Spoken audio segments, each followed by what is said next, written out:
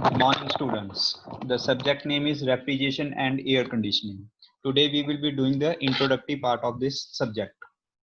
The most important heat we are dealing with are the heats, latent heat and sensible heat. Latent and sensible heat are the two types of energies that are released and absorbed in the atmosphere. So latent heat is basically dealing with the change in phase between liquid, gas and solids. Sensible heat, it is related to change in temperature of the gas or object with no change in phase. So what is the basic difference? Basic difference is that latent heat is dealing with the change in phase without change in temperature. But sensible heat, it will deal with change in temperature without any change in phase. Phase means that the solid is converted into liquid and liquid is converted into gas. So in this diagram, a graph is plotted between temperature and heat supply. First, when we raise the heat, the solid will change to liquid. When solid is changing to liquid, the energy or the heat that is dealing is latent heat of fusion. That means temperature remains the same, but solid converts to liquid. So next, when the liquid converts to gas, at one point that will be a temperature that will be remain constant and the liquid will change to gas. And the heat that will be dealing is latent heat of vaporization. So latent heat is total energy absorbed or released when the substance changes its physical state completely at constant temperature. So when we are converting the solid to the liquid, then heat will be absorbed. When liquid is condensed to solid part, then heat will be released. So there are basically two types of latent heat of fusion and latent heat of vaporization that we'll be dealing in this subject. First is latent heat of fusion. Under the latent heat of fusion, it is basically the heat absorbed by melting the solid. So the solid is melted to liquid part. Next is latent heat of vaporization. Under this, we will be talking about the heat absorbed during the boiling of the water. So water will boil and it changes its state to gaseous part. So in this diagram, we can clearly see that when the fusion takes place, when the melting takes place, the solid will absorb latent heat of fusion energy and it will convert to liquid part. And under the vaporization, we will see that the liquid will convert to vapors by absorbing latent heat of vaporization and vice versa. Means when the gaseous part is converted to liquid part, it will release the condensation. It is known as condensation process, and heat released will be latent heat of vaporization. And same when the water is solidified, it will release latent heat of fusion. So next is refrigeration. So what basically refrigeration is? So refrigeration is the cooling to preserve the products and provide the comfort. So in 1900, it is the beginning of mechanical refrigeration system. Refrigeration process basically deals with three types of temperature: high, medium, and low temperature. Under high temperature, we will be dealing in the air conditioning part, and for medium temperature, it is used for preserving the fresh foods. And under low, it will be used as frozen food preservations. Next is refrigeration. Refrigeration is basically a process of transferring heat from a place where it is objectable to a place where it makes little or no difference. Or in other words, we can say that refrigeration is a process where we need the cooling part. And we will be rejecting it to the place where it makes no difference if we are adding the heat to that system. So heat naturally flows from the warmer substance to the cooler substance. If I am talking about the heat that one substance is hot and one is cool, then automatically the heat will flow naturally from the hotter part to the cooler part. Suppose heat will naturally flow if my house is at 40 degrees Celsius and outside temperature is 20 degrees Celsius. But if the opposite happens, that the inner temperature is 20 degrees Celsius and outside temperature is 40 degrees Celsius, then a system has to be needed for that. So in this temperature, we can see that outside temperature is 20 degrees Celsius and inside temperature is 40 degrees Celsius. So heat will flow naturally. There is no need of system that we have to extract the heat from the inner part to the outer part. But again, at the vice versa, if the outside temperature is 40 degrees Celsius and I want the inside temperature to be maintained at 20 degrees Celsius, then I have to apply a mechanical generation system. So that here what I will be doing, I will be rejecting the heat from the lower temperature to the higher temperature. So refrigeration system, the mechanism used for lowering or producing low temperature in a body or a space whose temperature is already below its surrounding is called the refrigeration system. So basically refrigeration system is dealing with the I am producing the low temperature in a body whose temperature is already low as compared to the surrounding. Here heat is generally pumped from low level to high level and is rejected at high level. So again, heat is absorbed from the lower temperature and rejected to the higher temperature. So refrigeration may be defined as the process of removing the heat from a substance under controlled conditions. So it is basically the process of reducing heat and maintaining the temperature of the body or a substance below the general temperature of its surroundings. That it means that my room temperature must be maintained lower at the temperature at the below the atmospheric temperature. In other words, the refrigeration means a continued extraction of the heat from a body whose temperature is already below the temperature of the surroundings. So what are the major applications of the refrigeration system? We can see in our daily life, we are using the refrigeration systems. First one is the food processing. So food processing is the main application of the refrigeration system. Second, chemical and process industries are also using this process. If we are giving some cold treatment to the metals, to the medical line or the construction, then again we have to apply the refrigeration system. And last but not the least, air conditioning, what we are using in the day-to-day life, is also a part of refrigeration. Next is the unit of refrigerating capacity. The rate of heat absorbed from a body to be cooled is called the refrigerating effect. Refrigerating effect, what is it means? It is the amount of heat energy removed per unit time from the space to be cooled by the refrigeration process. It is basically expressed as kilojoule per second. It is also known as capacity of the refrigerator. The main units that are dealing in the refrigeration is ton of refrigeration. So what is the ton of refrigeration? It can be defined as the refrigerating effect produced by melting 1 ton of ice from or at the 0 degree Celsius in 24 hours. That means in 1 day.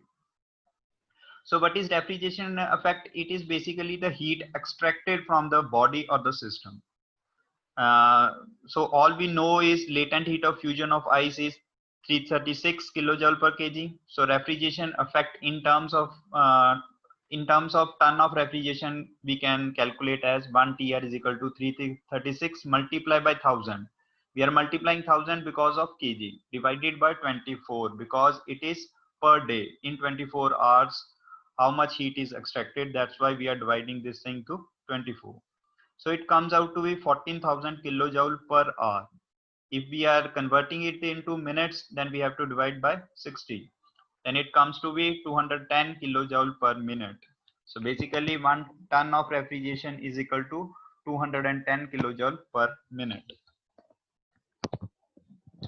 So next is COP.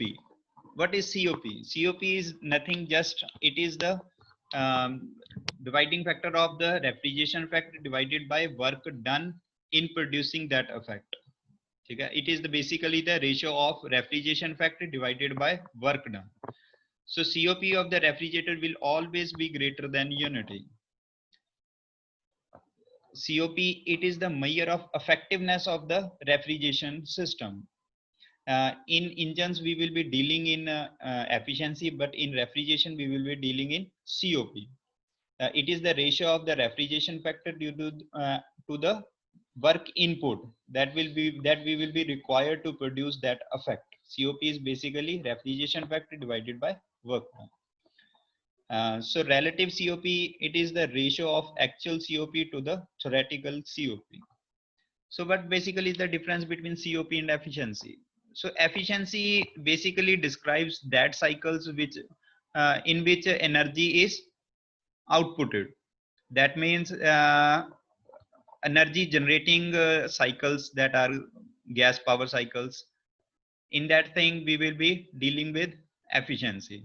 But in COP is used for cycles that consume energy. That energy is intaken. So COP indicates the effectiveness of the generator or heat pump. For refrigerator, the desired result is extraction of heat from space. Generally, the value of COP is more than unity, but efficiency is always less than unity. So next is we will be telling about the difference between refrigerator and heat pump. So basically there is no difference between refrigerator and heat pump. The only difference is the where we are standing, where we need the output. In refrigerator, it is a device which is used to maintain the temperature of the body lower than the atmospheric pressure. That means we will be absorbing the heat from the lower temperature and extracting it to the higher temperature. This is done by extracting the heat Q1 from the cold body and delivering it to the hot body. That means we are extracting the heat from the cold body and delivering it to and giving it to the hot body. In doing so, work done is required to be done on the system. So COP is given by, as we all know that COP is the ratio of refrigeration factor or desired factor divided by work done. That means Q1.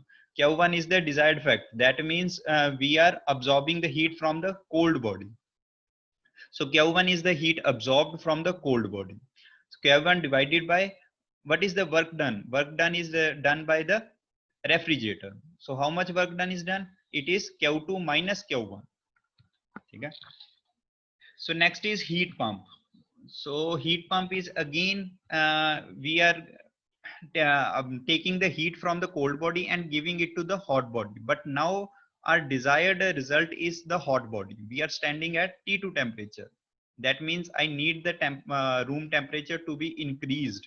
It is a device which is used to maintain the temperature of any body or surrounding above the atmospheric pressure temperature. This is done by delivering the heat Q2 to the hot body and extracting it to from low temperature body. In doing so, work is required to be done on the system. The cycle of the operation of both refrigerator and heat pump are the same. The only difference is the desired effect. That means where we are standing, where we need that effect. In refrigerator, we are needing that effect at T1 temperature. That means we need the temperature below the atmospheric temperature. But in heat pump, we are standing at T2 temperature. That means I need that effect at T2 temperature.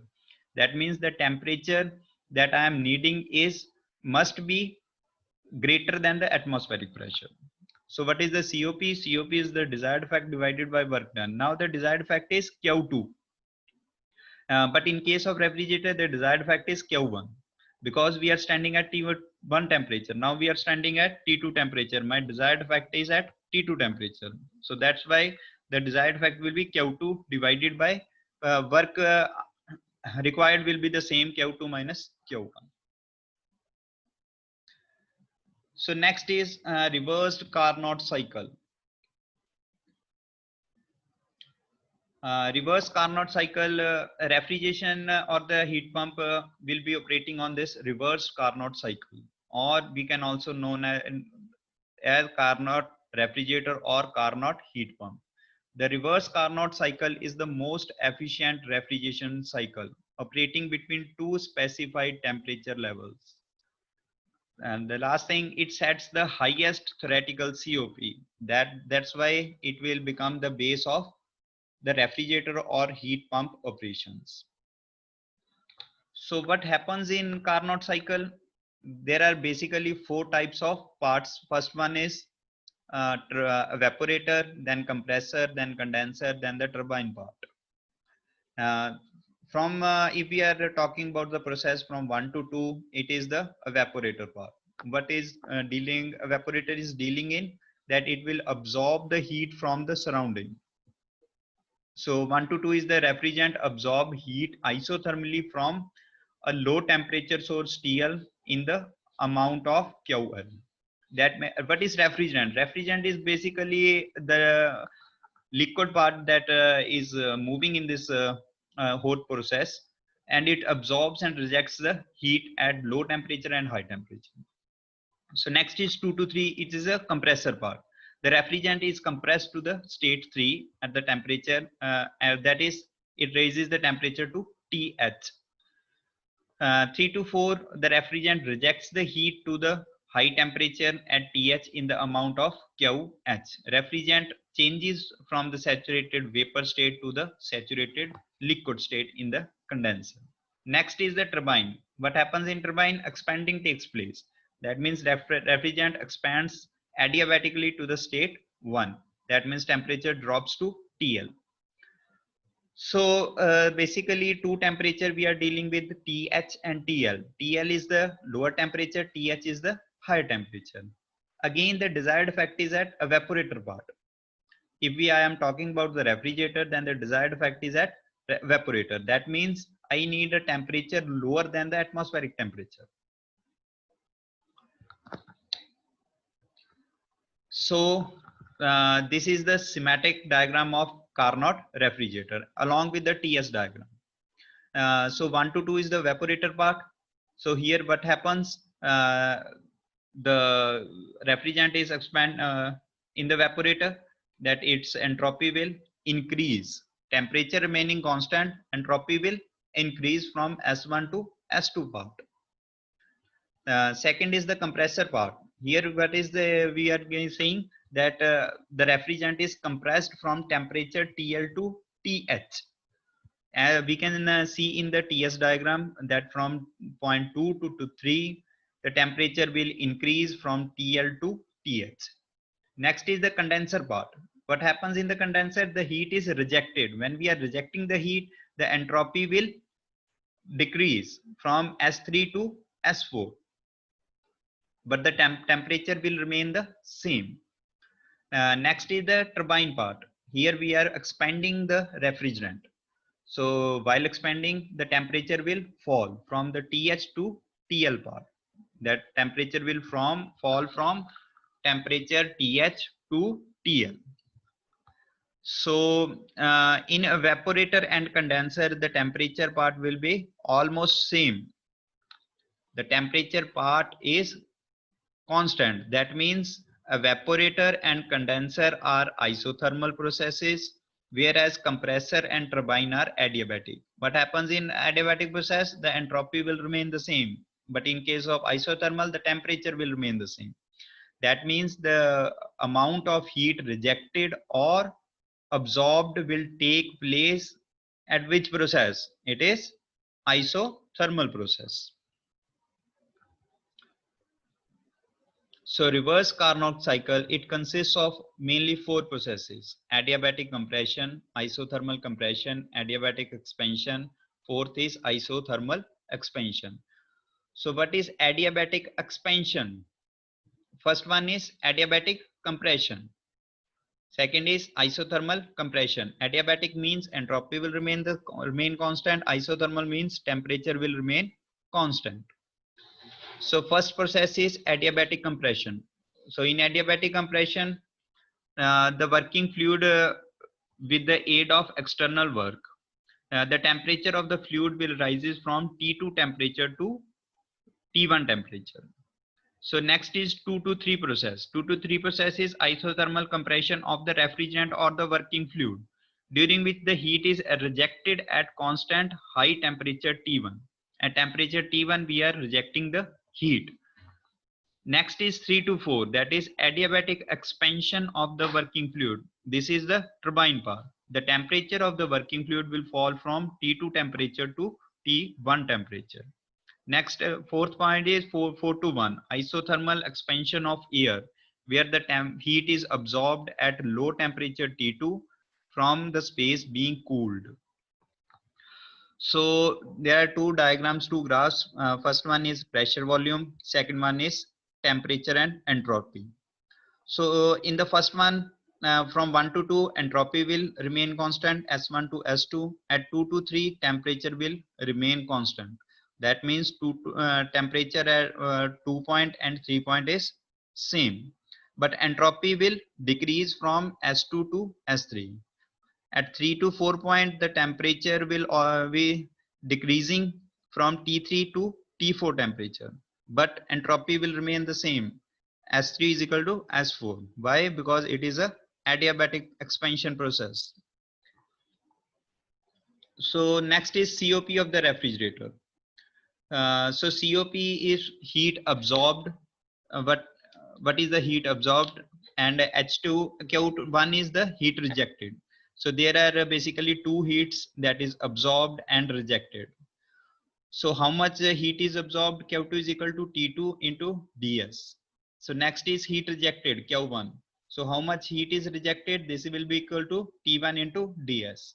So how much work we are inputting to the refrigerant, that is heat rejected minus the heat absorbed. It is the basically the difference between heat rejected and heat absorbed, that is Q1 minus Q2.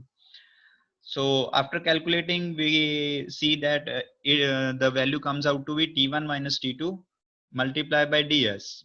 So COP, what is COP? It is the desired effect divided by work done. Now in case of refrigerant, the desired effect is cooling effect.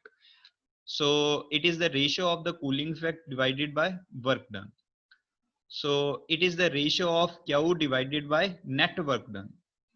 That will be equal to Q2 divided by the difference between Q1 and Q2, which comes out as work input, is equal to T2 divided by T1 minus T2, or COP is equal to heat absorbed divided by work supplied. Our desired fact is how much heat we are absorbing from the substance or the body, divided by work supplied. That will be equal to heat absorbed divided by heat rejected, the difference between heat rejected and heat absorbed, that is T2 divided by T1 and minus T2. So this completes your introduction part. So next lecture we will be talking about vapor compression refrigeration cycle.